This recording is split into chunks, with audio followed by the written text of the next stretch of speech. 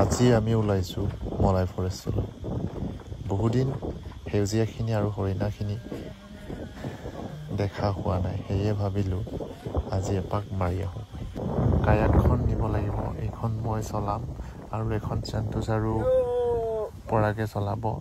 যিহেতুকে বাঘমৰা ইক' কেম্পৰ পৰা ব্ৰহ্মপুত্ৰৰ এটা ডাঙৰ সুঁতি ক্ৰছ কৰি মলাই ফৰেষ্টলৈ যাব লগা হয়। আৰু বৰ্তমানত নৈখন বহুত বাঢ়ি আছে, প্ৰায় 2 কিলোমিটাৰমান বহল হৈ আছে। এইখন ক্ৰছ কৰি আমি যাব লাগিব।